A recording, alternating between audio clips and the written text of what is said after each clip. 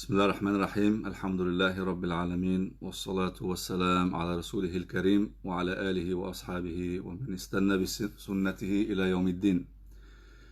Assalamu alaikum everyone, and welcome to today's live Q&A session. I'm just reading the screen here, I don't know what's going on. Okay, yes, we're live now. So this was supposed to be last week, but however my throat was sore, so here we are. I posted a post a few weeks ago saying that you can ask questions and I'll do a session, so here we are. There was a lot of questions, so what I've done is I've just summarized them all and put all the main ones, the repetitive ones, and I filtered out some that were not important. So I apologize for not answering your question if you sent a specific question as well. If it was too detailed, I don't answer that type of stuff online. Those things need private sessions or an appointment or at least a private phone call. So before we begin, how's everybody doing during lockdown? I hope everybody's well, keeping safe, taking care of yourselves and your families and each other. I'd like to ask you guys, what's one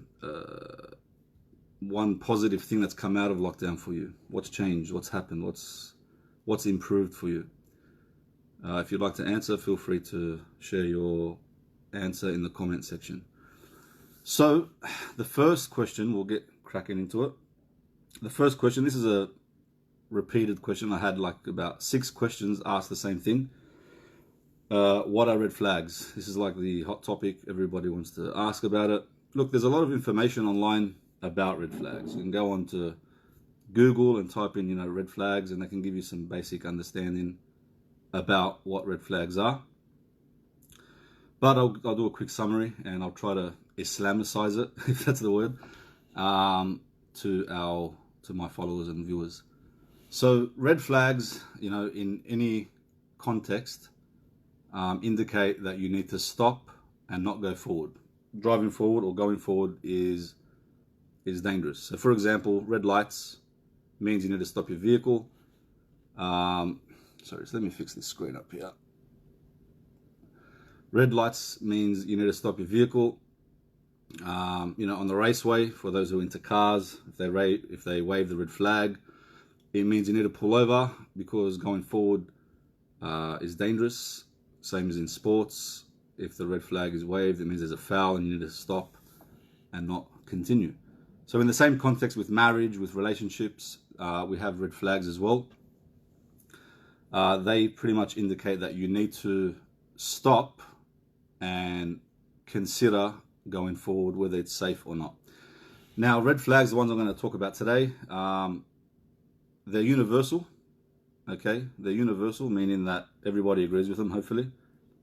And what's a red flag for one person may not be a red flag for another person if it's not universal. So, for example, a red flag for one person is if the partner doesn't want to have children, for example, but the other partner does.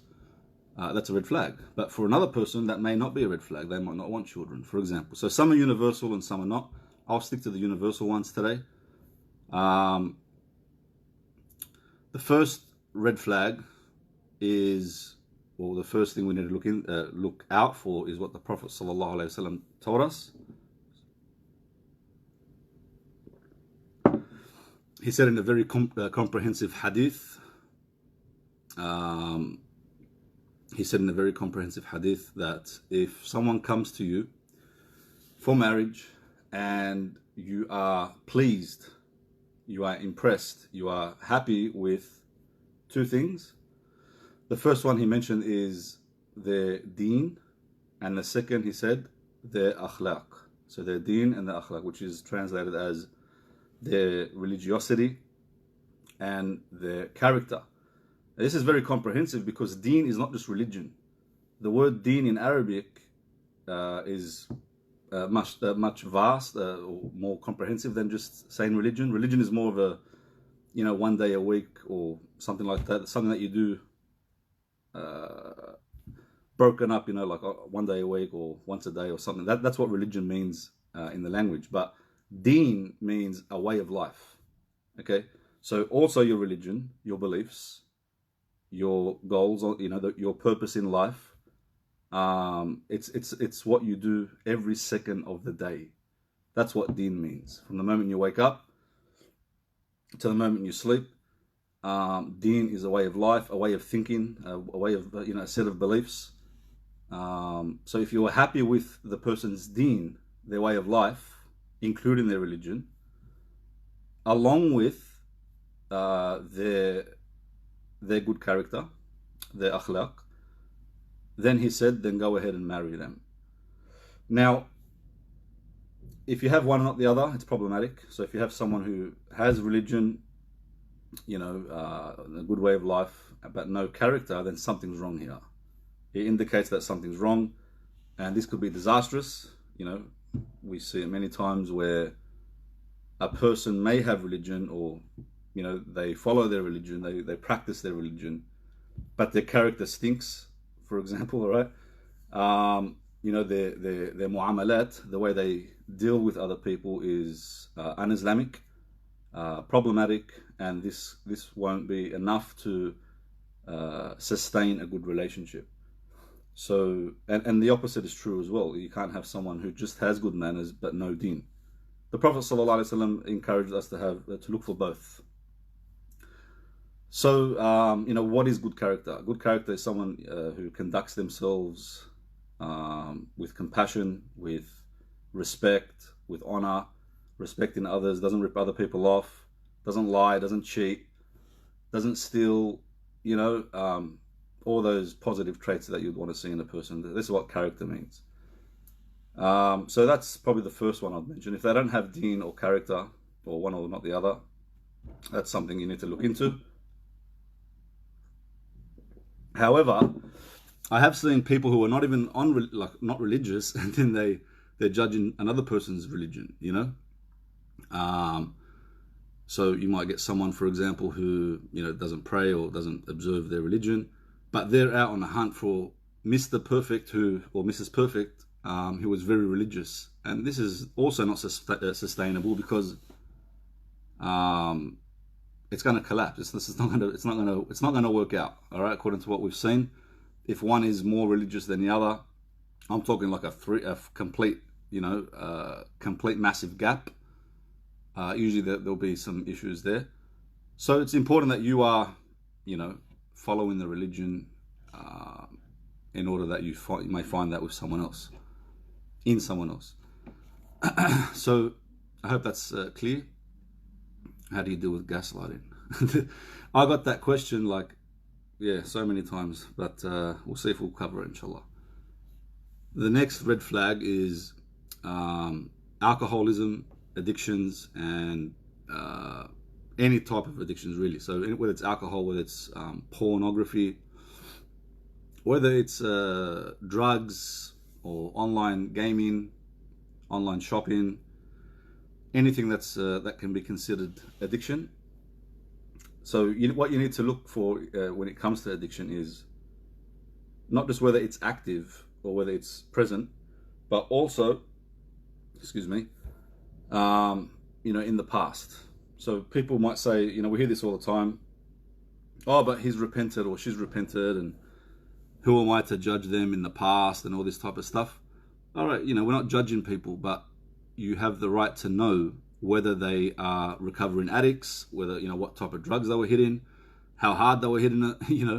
This is very, very, very important, because it indicates that or that problem, the person has a problem regulating their emotions. Okay, indicates that they haven't figured out how to manage their emotions. That's why people turn to addictions. Steroids as well, yep, that's a good one. So any type of addiction, any type of substance abuse or use, misuse, these are things that you need to look out for. These are red flags. If someone says, yes, look, I was addicted to, marijuana, habits don't just die out, especially character flaws. It's tough to change. That's right, Brother Ziyad. Assalamu alaikum and welcome. Thank you for watching. Where were we? Yes, so if someone comes up to you and says, or if you ask and they say, I was addicted to marijuana, look for when they started it, how long the addiction was, did they relapse, how many times did they relapse. Now, and this is a tough one. I mean, how honest everyone's going to be. Yeah, I'm an angel. In the courting stage, everyone's trying to win the other person over. So hopefully they can be honest, but ask these questions and ask them in different settings, different times, and hopefully they're all consistent. But look for what they were addicted to, for how long have they been clean and sober, how many times did they relapse, what support programs did they follow, what's their prevention plan. This is how you know if someone is really, recovering, rather than just a phase, that they have a plan in place. They can say, yeah, I've been to so-and-so psychologist, and Ahlan Khalid, Assalamu alaikum. They can tell you that, yeah, they've been to so-and-so, they've done such and such, and this is what I learned, this is what we did, this is my prevention plan. Then you proceed with caution. Okay, it's up to you. But if it's recent, I do not recommend proceeding forward. If they say, I quit, it's been 2 months, 3 months, 6 months, that's still fresh. It's not enough time for them to call themselves sober. And usually the brain, takes about 6 months or so to start healing itself from that addiction. But that's just my opinion. So alcoholism and drug addictions and any other addiction as well is something to look out for. Another one, which is a very important one, is violent displays. So you don't just go up to someone and say, "Are you violent?" They're going to say, "No, I'm not violent. I'm a good bloke," or I'm not violent. They'll just say yes to whatever you want. So you need to look out for violent displays, which I'll explain here. So just reading out the question: if someone had an addiction in the past, does that mean they have an addictive personality? That's a long one. Let me answer this first. So violent displays is displays of violence, okay, or someone who demonstrates violence, whether it's towards you, okay, whether, while they're driving, do they have road rage, when they're stuck in traffic, towards strangers. Even pay attention to how they treat animals, people at the restaurant, people at the cafe, people in public, police officers, people in authority. Pay attention to these. And if you see a pattern of aggression, violence, then there's this is an indication that, or there's a possibility that this violence and aggression can and will be used towards you as well. Okay, there's a big possibility. Okay, if someone, for example, is in a cafe and they're very abrupt and rude and very bossy to the waitress, the 16-year-old girl behind the counter, and they're very demanding, and there's a big possibility that they will be like that with you, even on the phone, with Telstra or Vodafone. Look, we all get angry, right? I put my hand up as well. I get angry. We all get angry, but is it managed? Is it out of control? Is it extreme? Is it violent? Right? Is it rage? If it's like this is a massive red flag, right? It's an indication that they will turn this violence towards you. And it also shows a lack of empathy. See, when someone's angry, excuse me,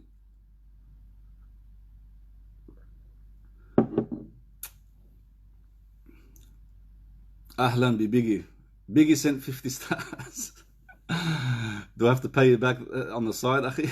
Is that like something that you did and I have to pay you back, or what? What's 50 stars worth? Barakallahu fiqh. It also shows if someone's aggressive and violent. It shows that they lack empathy.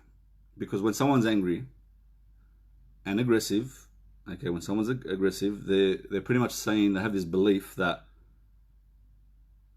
my beliefs matter, my opinion matters, I matter, and you don't matter at all, It's about anything, Muhammad H. How you been, bro? Ask, relationships and stuff like that, yani. Don't ask me fiqh and stuff like that. Go to your local sheikh for that.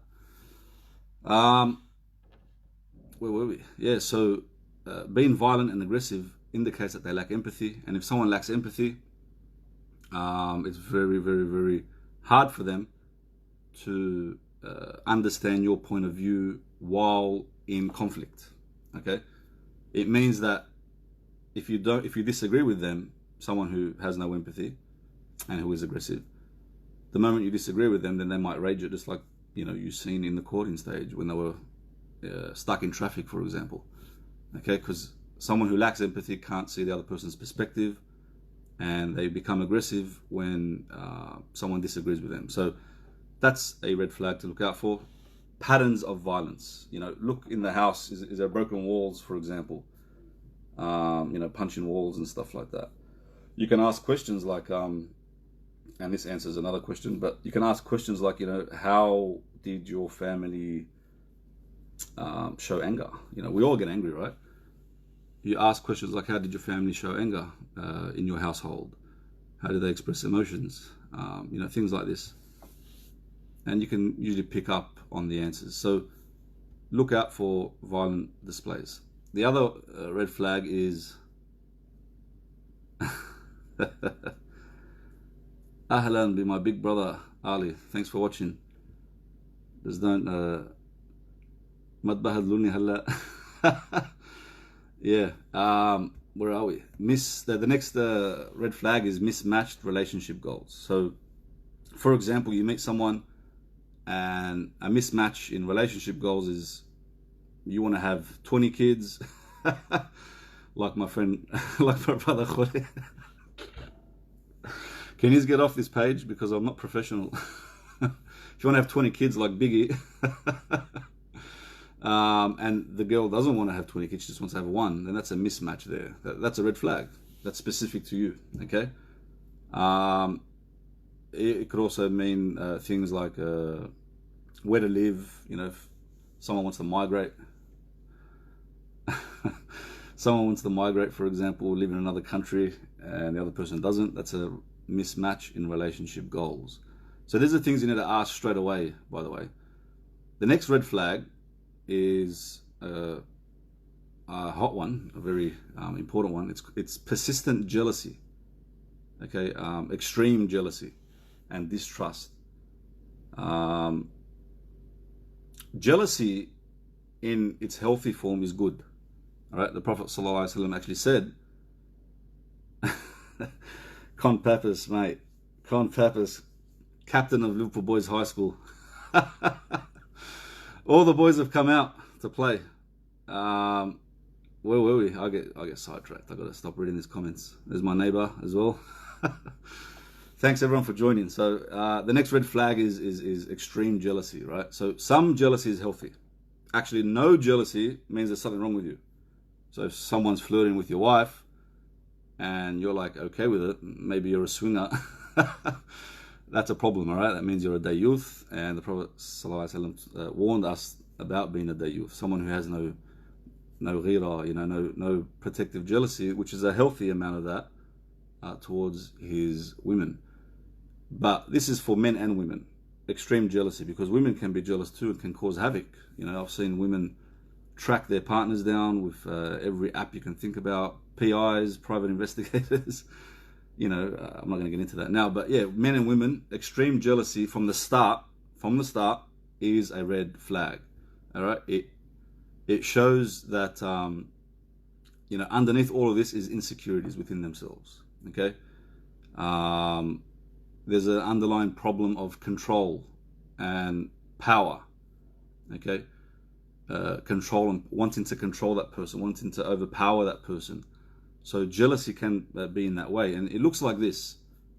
You're out, and your partner he or she is not even your partner yet, and they're texting you saying, "Where are you? Go home. You shouldn't be there.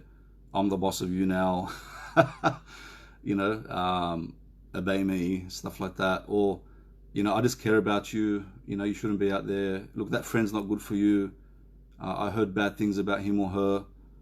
And the aim of all this is to isolate you and to keep you at home and to control you. So extreme jealousy can also look like, who texted you, who's messaging you, who are they with, and who are they with, why didn't you reply back to me? I messaged you 1 minute ago. Why didn't you reply back? How do we deal with our partners during this lockdown?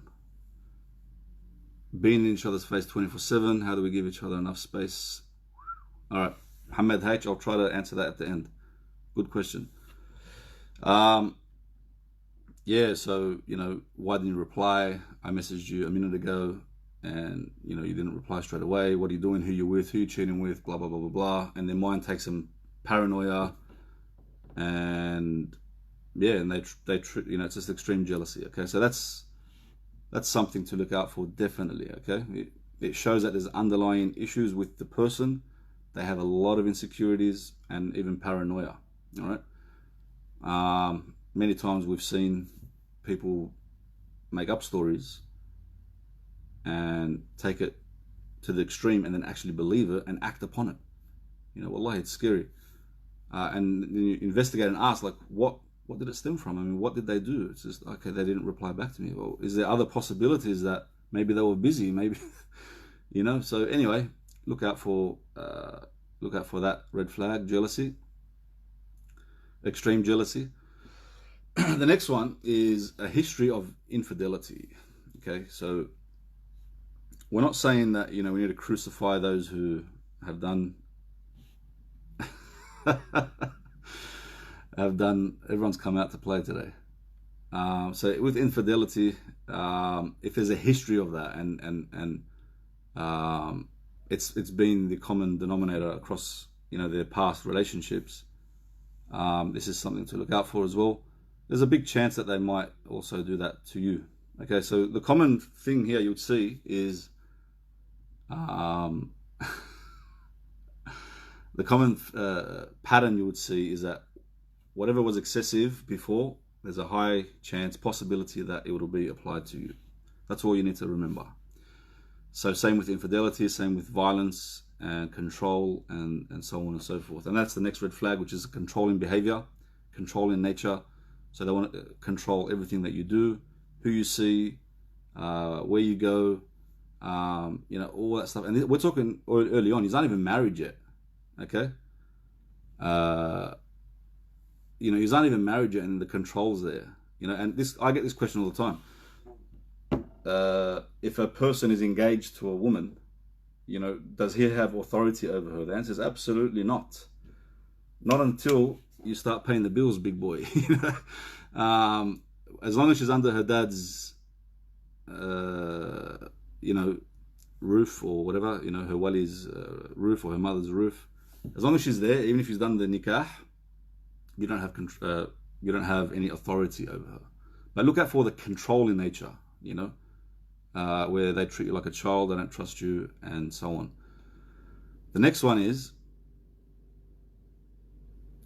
not jealousy. We spoke about the dayuth. We just mentioned obsessive jealousy, excessive jealousy. Okay. The next one is if you get to meet someone and they give you a string of exes who are all the crazy one. So all the exes are crazy. There's a high chance and possibility that you could be added to that list of exes. Now, exes, if they were married before or whatever, usually they cared for them, they loved them at one stage. So for them to tell you how bad they are and how evil they are and how crazy they are, and how they ruin their life and it's all their fault.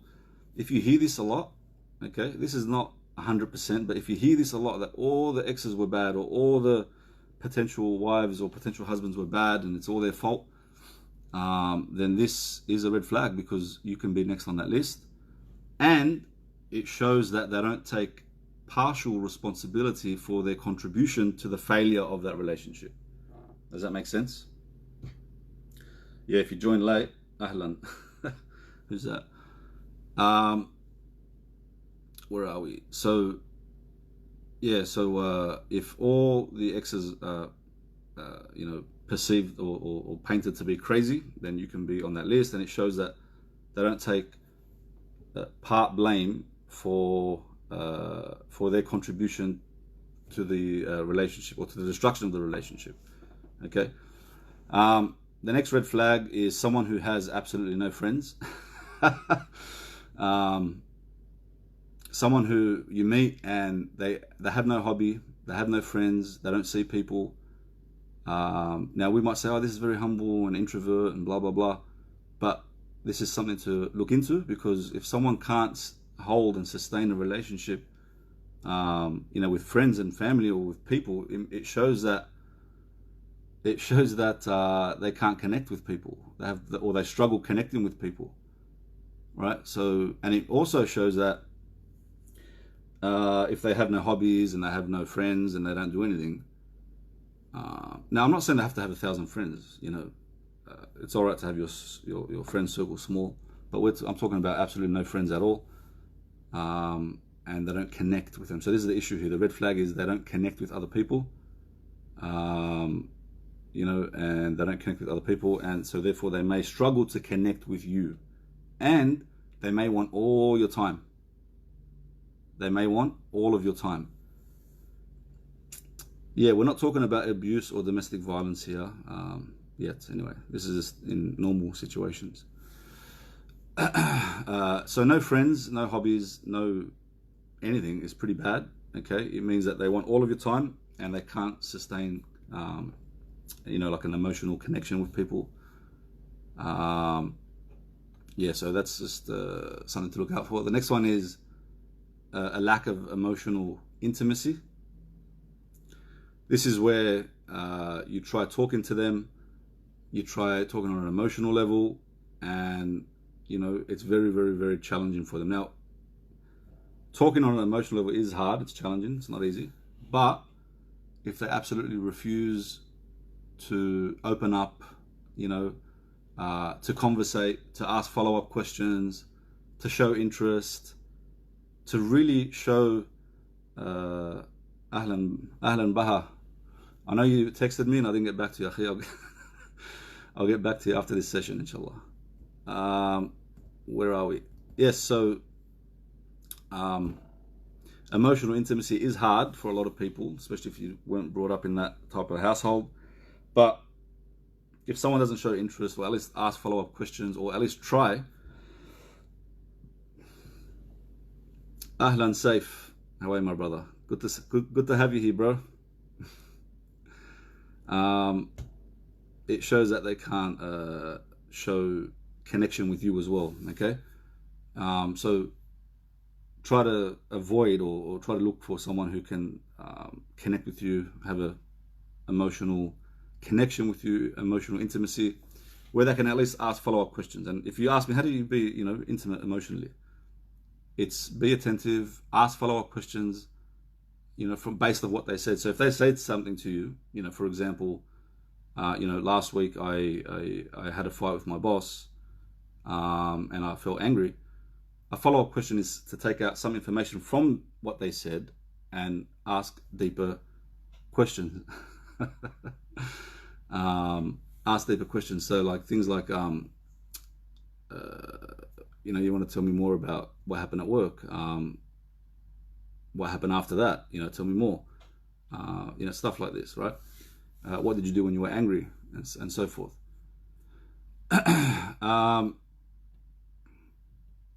So that's pretty much all the red flags. Brother Ziad saying, how can I click this here? Yeah, so control is a word. Yes, of course, everything in its context. So we're talking in extreme amounts of control.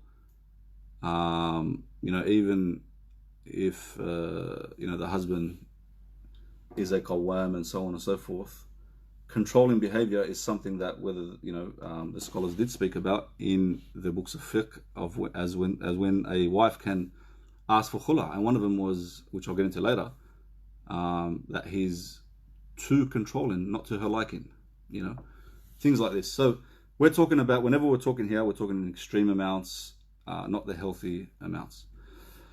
That's the first question answered. Hopefully that was good. I hope so.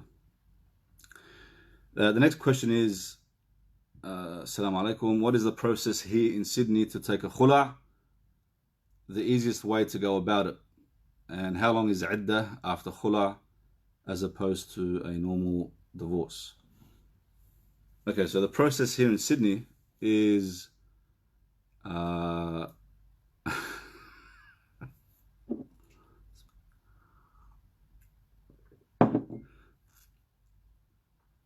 the process here in Sydney for khula is, well, you would see the board of imams, and they deal with this day in, day out, every single day. That's the process. But well, first you mention it to your husband. You let him know that you are seeking a divorce, and then you take it to the board of imams. It's their job to look into it. Love you too, Ahmed. It's their job to look into it, and make sure they cross the T's and dot the I's, and so on and so forth. So go to the board of imams. The process here usually with the board of imams is they'll speak to you, and then they'll speak to your husband, and then they'll try to, see if they can work it out, sort it out, see what the issues are, if it is solvable or not. They might request that you get counseling if there is room for that. But if not, worst case scenario, if the husband is not cooperating, they will take usually anywhere between 4 to 6 months to issue you with that divorce. If he is cooperating, then it could be less than that. Okay. The reason why it takes so long, people ask, yeah, but it's so long, and why? And look, I understand the frustration, especially if there's domestic violence in the relationship. If there is domestic violence, usually they speed it up. If there is domestic violence, I would suggest that you seek domestic violence support from professionals, and let them support you even through the channel of seeing the imams. Okay, so that way, from professional to professional, they can talk, and the DV professional can tell the imams to keep things confidential and remind them of their ethics and legal issues. But if there is cases of domestic violence, then the imams do speed that up. How long is idda for? So there's two opinions that are valid. So some madhabs, or I think the Hanafis and the Malikis and the Shafi'is say that it is 3 months. Allahu alam, if it's all of them that say that. 3 months like a normal idda. Whereas the Hanabila, the Hanbalis, or some from them, say that it is 1 month. The imams here, they follow the 1 month one. And me personally, I follow that too. Or I like that opinion. I follow that opinion because it makes sense. Because with the normal divorce, where the man initiates it, when the man initiates the divorce, there's 3 months. One of the wisdoms of 3 months is not just to check if she's pregnant. I mean, it only takes 1 month to check if she's pregnant, right? But it's in hope of reconciliation, in hope of fixing things up, let them cool down, and so on, get help, think, reflect. So these are the reasons why it's 3 months, but with khula, it's that option is not there. And also with the 3 month one, the normal divorce, the husband can take the wife back anytime. Raja'tuki, he just says, I'll take you back, and she's back. They're married again. Whereas with khula, he can't do that.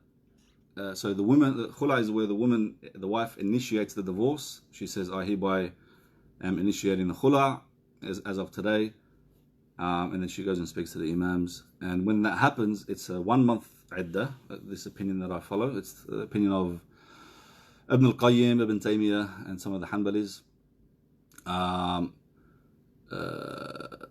And his argument, Ibn al-Qayyim actually said, it defeats the purpose of it being 3 months. Really, with a khula, the contract is pretty much annulled with a 1 month period, waiting period, just to make sure the wife isn't pregnant in that time. So I hope that answers your question. How long is that? The next question here.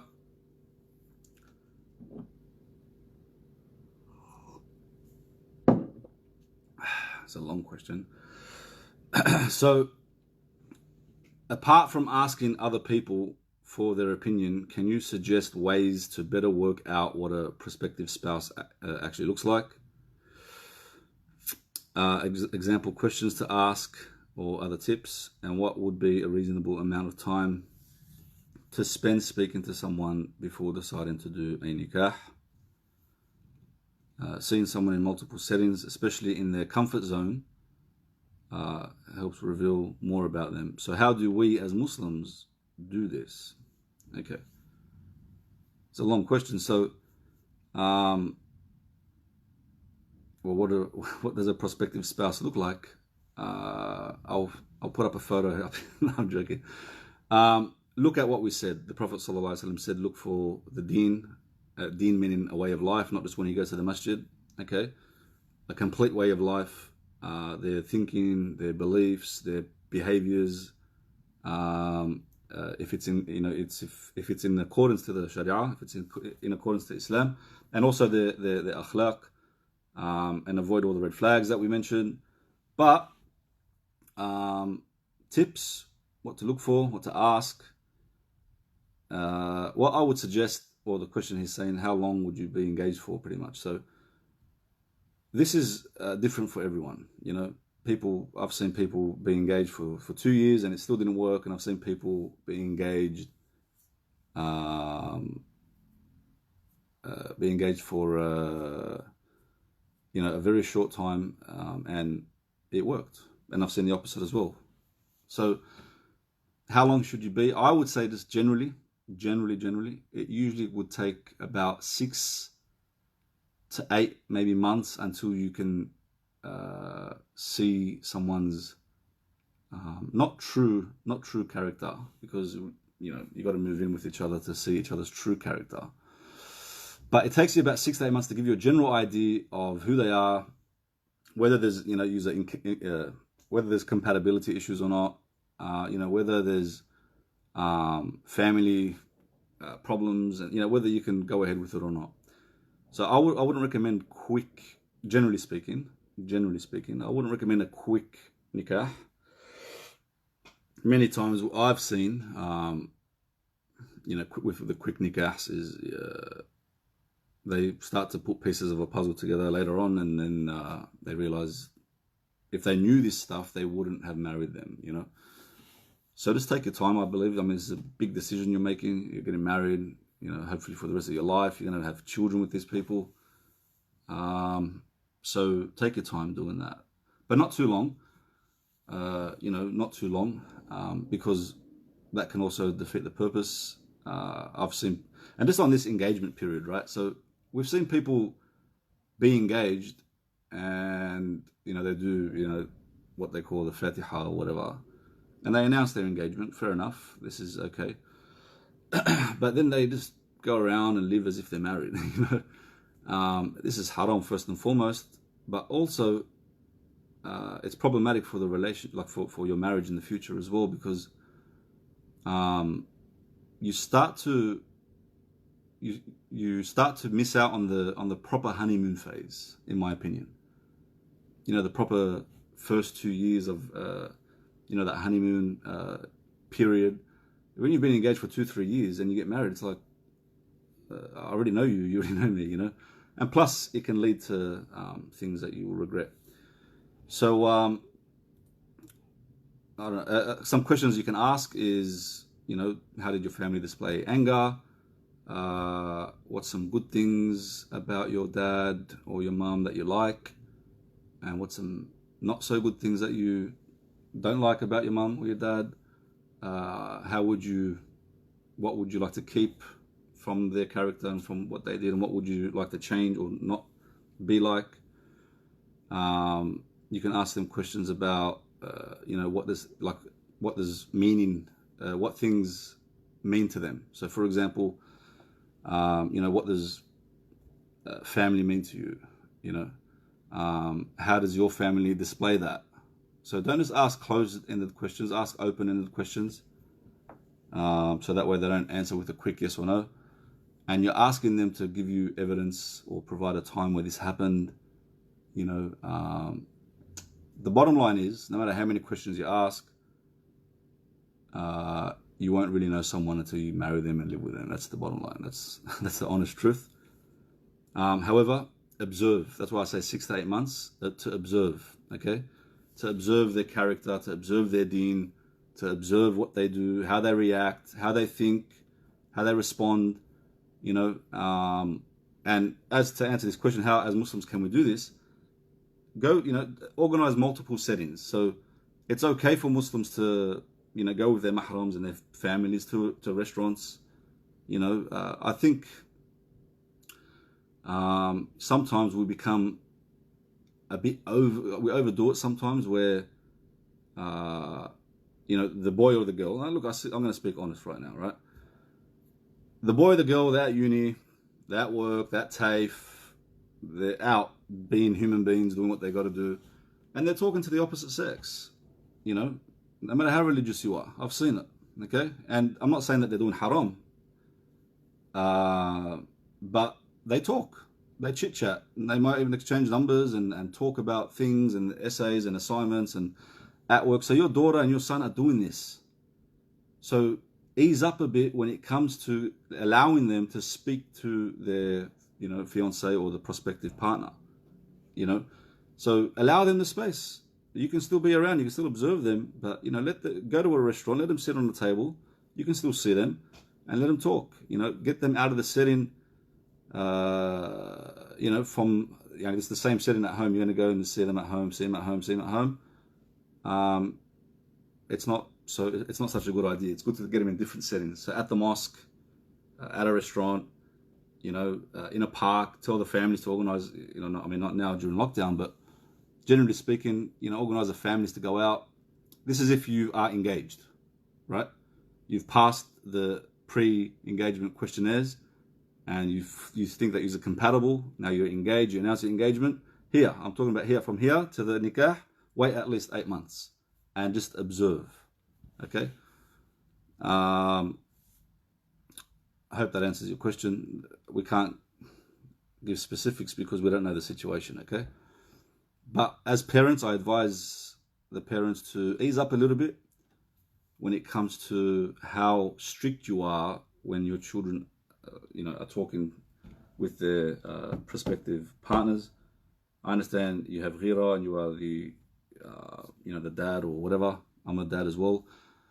But we need to sort of understand that these things are happening. They are doing this anyway.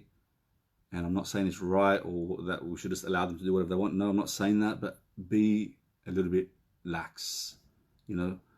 Allow them to speak while you can still see them, but you can't hear them.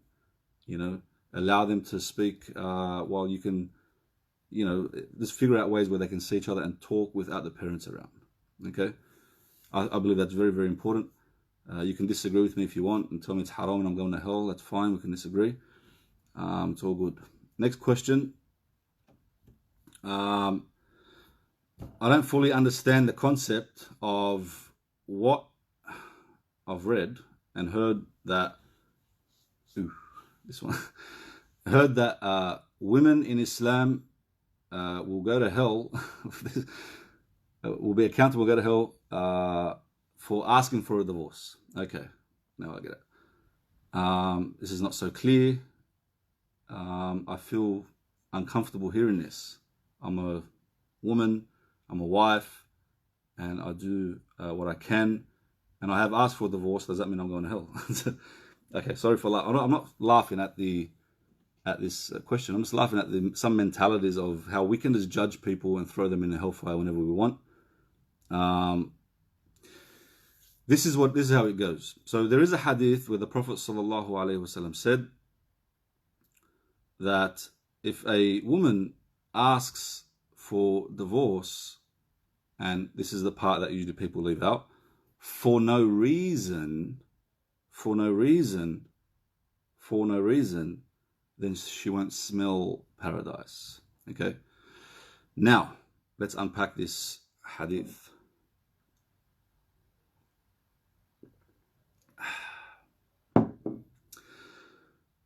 First of all, this hadith is there, it's meant to be as a prevention, as a reason to not haste and jump into divorce. And so we don't always, have that on our tongues, divorce me, divorce me, divorce me, divorce me, divorce me. It's meant to restrict that and restrain that, because we know when we get angry and we fight, I've seen it many times with people and clients. The wife will say, divorce me, divorce me, divorce me if you're a man. And then he will say, he'll be very angry and say, you are divorced. And then they both cry, knocking on our doors. Please give us a fatwa. I don't mean to laugh, man, but Allah musta'an, all right? So this hadith is to prevent that, first of all. Secondly, what's underneath? What's the meaning of this hadith? When when the Prophet ﷺ said, if you ask for divorce for no reason, the underlying negative trait is a sin that we all agree is punishable. A sin that we all agree is negative, is toxic, is bad, is haram. What is that sin? Who can think of it? You can type it in the comments here. What sin lies underneath asking for a divorce for no reason? The answer is being ungrateful. Being ungrateful. So that's why, if they are ungrateful, they may, go to hell for that, right? But now let's look at as what are the reasons? Okay, so if a woman asks for no reason for a divorce, the underlying sin here is being ungrateful, and that's the reason why. Not just because she asked for a divorce. Okay, this is very important, and I'll explain further.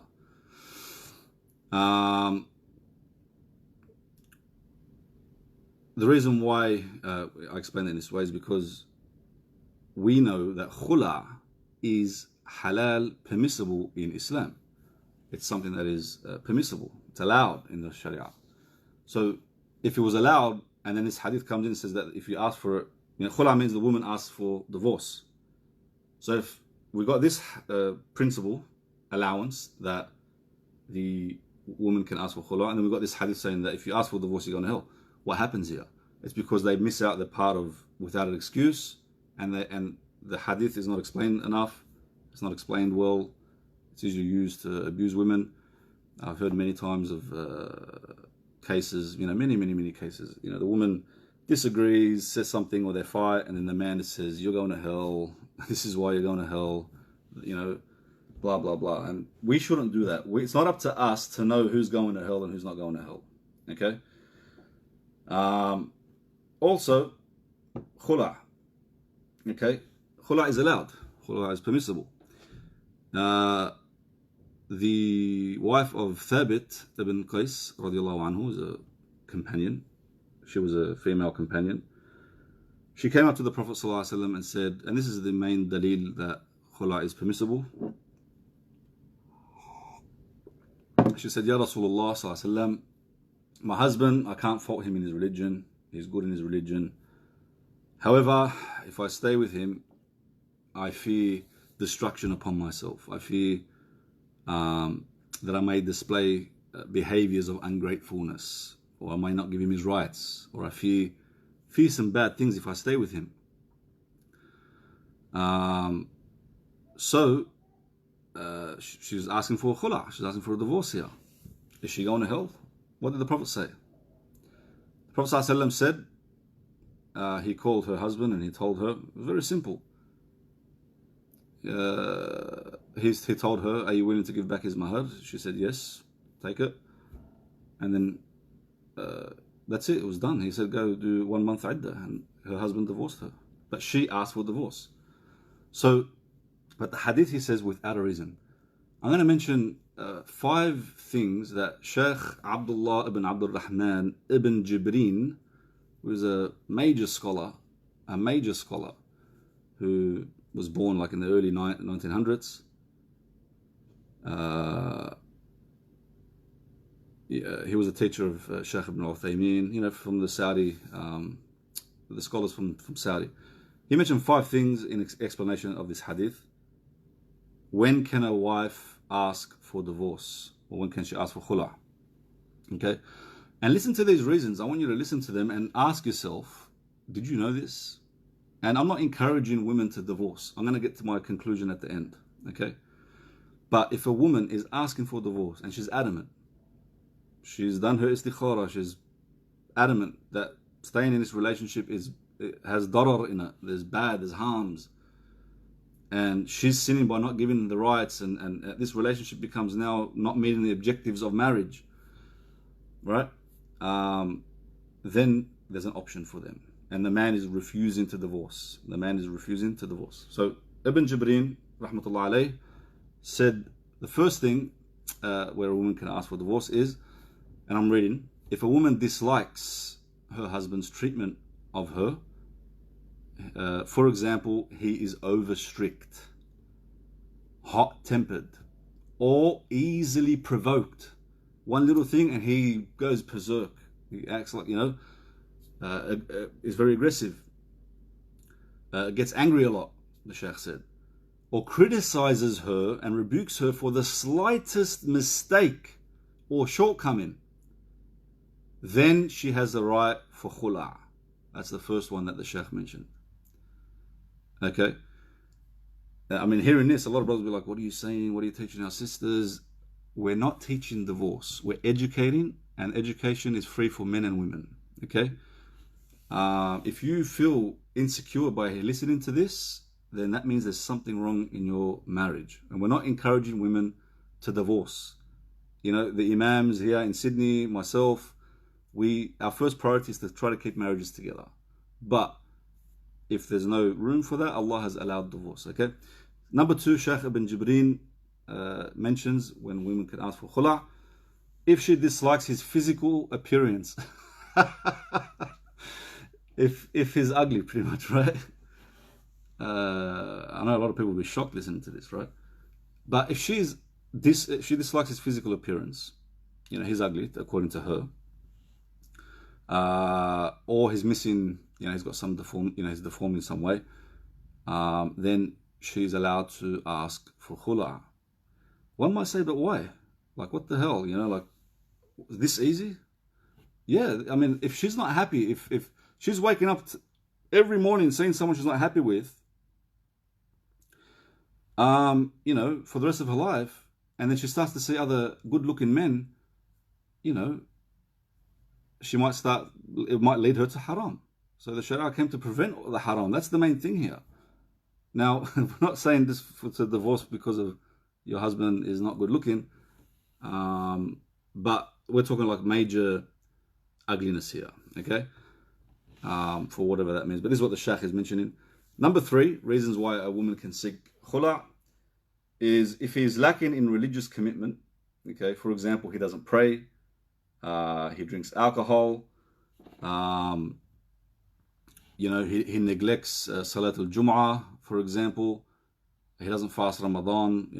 He's very relaxed in those areas. She can ask for khula. If he drinks alcohol, if he does haram, if he goes clubbing, the Shaykh mentions if he goes to parties, so if he's not committed religiously, she can seek khula just on that. So imagine that, Shaykh, I want to divorce my husband because he doesn't pray. This used to exist back in the days of when Islam was at its peak. So that's the third reason, lack of religious commitment. So either he's not doing the obligations or he's indulged in major sins. Okay, we're not talking about a one-off thing. We're talking about a way of life. Okay, commitment, lack of commitment. Number 4, the Shaykh mentions, if he deprives her of her rights of spending on her maintenance, clothing, and other essential needs, education, then she has a right to ask for khula.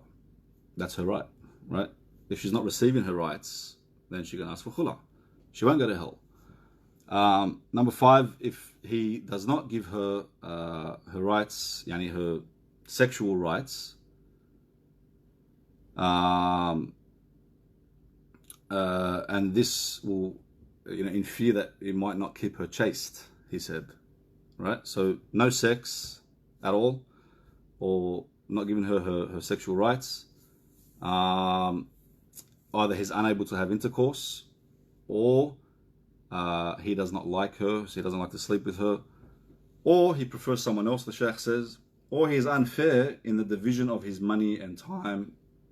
If he's got multiple wives, the wife then can ask for khula. My wife wants new Nike. No, buy your wife Nike Phantoms, but Muhammad. Yeah, so these are the 5 reasons. What we're saying is that people shouldn't be forced to stay in marriages. Now, this is my final conclusion. If a wife comes, and she tells her husband, I can't stay with you, these are my reasons, okay? If I stay with you, it's going to harm me Islamically, or I just can't be with you. And then, let's say she gives no reasons, but she goes to the mashayikh and then she's adamant, and they say, why and what's going on, and then she's just adamant. And weeks go by and months go by, and she is adamant that she wants a divorce. Then, we can't apply these ahadith on her.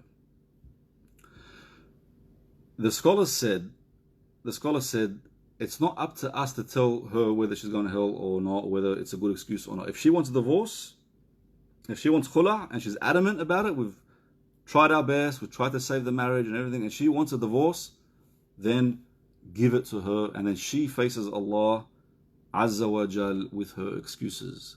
It's not up to us. So we can't hold them captives just because we don't want to give them that divorce, right? So we don't want to force people to stay in marriages as well.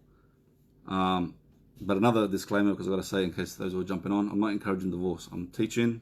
Watch the whole video and you will see what I'm saying. So I hope that answers that question. So I tell everyone to be patient. Don't let divorce. Look, I tell my clients who have this problem of divorce.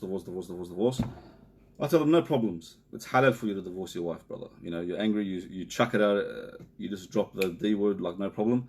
I'll make a contract with them to say, from this day forward, if you want to divorce your wife, then you do it in front of me. So by the time they get an appointment with me and call me and that, the guys calm down and they're in love again. Don't worry, akhi, it's all good. We sorted it. We love each other. You just got to let time go by for some people. They have anger issues, right? So we're not encouraging divorce. We're saying try your best. However, if there is absolutely no other way, there's no other means, and you've tried your best, and this marriage is harmful, it's sinful, meaning that rights are not being reciprocated and given, right? Then it's better to end it, right? This is why Allah allowed divorce, okay? And if the man doesn't want to do that, then the woman has this option of khula. Khula is, as what I mentioned before, the woman initiates it. There's a third way of if the man completely disengages, does not want to participate with the imams and whatever. Then another one is what they call fasakh. The imams annul the contract.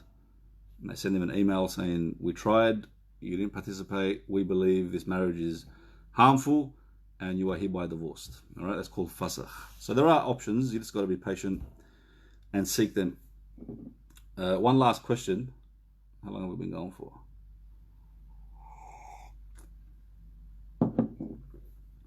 The sheikhs delay the khula because they want to, as they say, dot the I's and cross the T's and make sure they got all their checks and balances in place. This is why we don't want to just divorce people on the first meeting, okay? This is what I believe they do. So let me see, read all your question.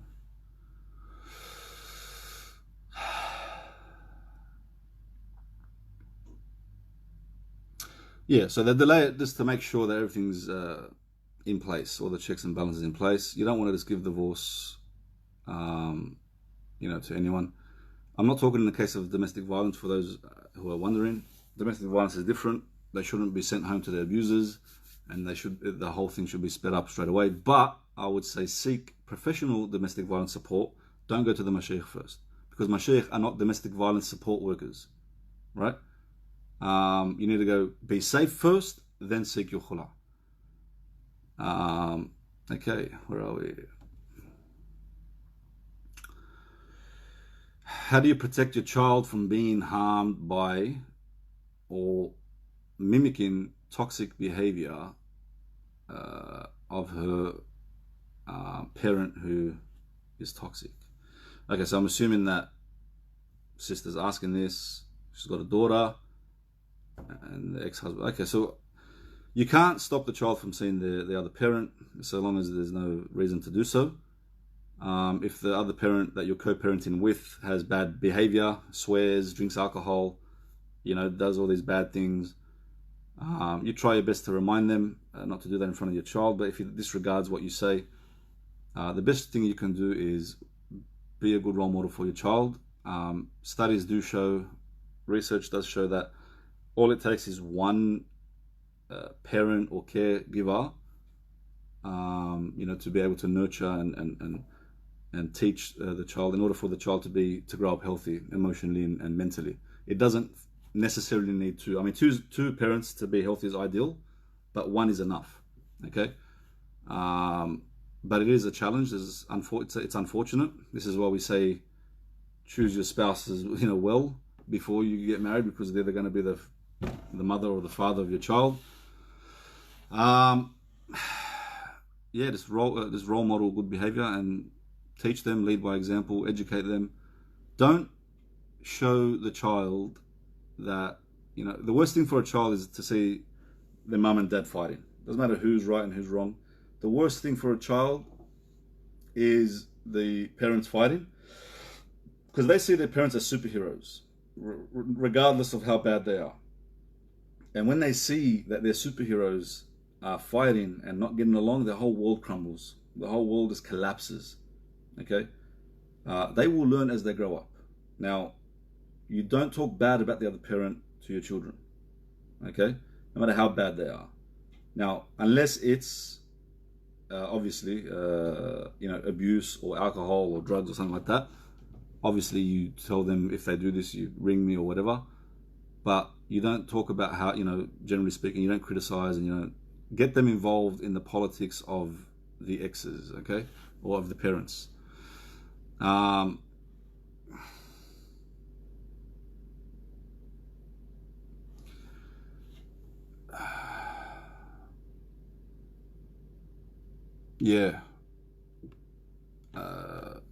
Just don't get the children involved with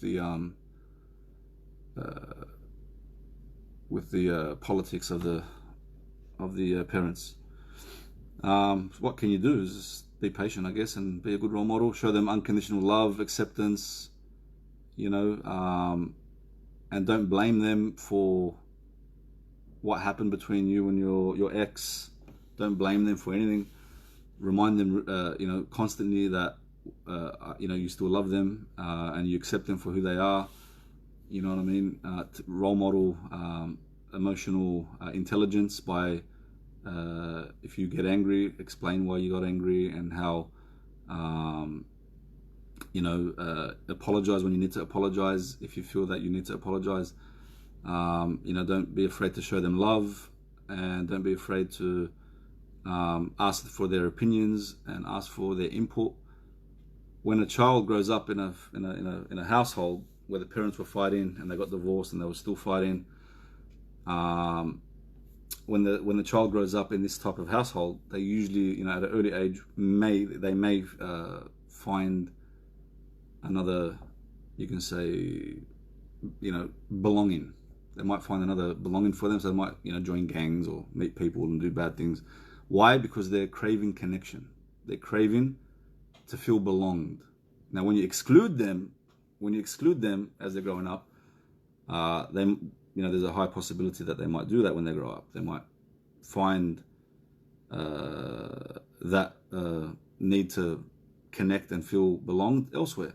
So make them feel belonged in the family. Ask them for their opinions on decision making. Ask for their input. And things like this. All right, that's all the questions here. Let's see what we got there. Yeah, never say you are just like your father. Do you believe that there should be a premarital course for Muslim couples before getting married? If so, could you provide more information for couples, please? Yeah, I believe that premarital counseling is important. It helps. It's very helpful. You get to learn, some basic skills and knowledge and research. I provide that, but I do it privately. So I'm not running courses at the moment. Maybe soon in the future I will be. But for now, you can just book. You can see any counselor, or you can even see a psychologist as well who focuses on marriages, and you can do pre-marital sessions with them. Okay.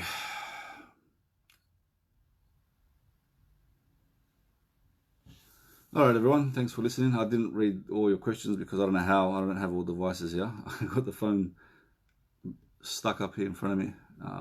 One sec. I'll try to read some questions before we go. I don't have a full team here with lights and cameras and,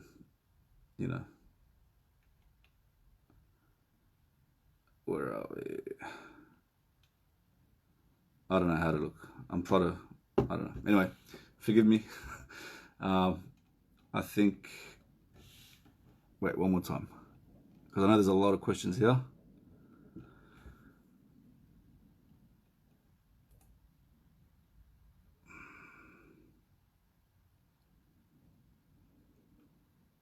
Anyway, I don't know. Sorry about that. I can't read all your questions because I don't know how. Is there any final questions? Maybe you need something clarified because I did speak about some controversial things. If you did, text me, message me, email me. Yeah, the COVID hair. I haven't had a haircut since since the start of lockdown. So if you know any good barbers, let me know. Thanks to everyone for watching. Thank you for watching. Thank you for joining in. I can see some questions here about abuse. Look, if you're in an abusive relationship, seek help, okay? Make sure you're safe, but seek help. You can do it discreetly. You can inbox me or email me and I'll help you in the right direction, inshallah. طيب, I'll see you next time.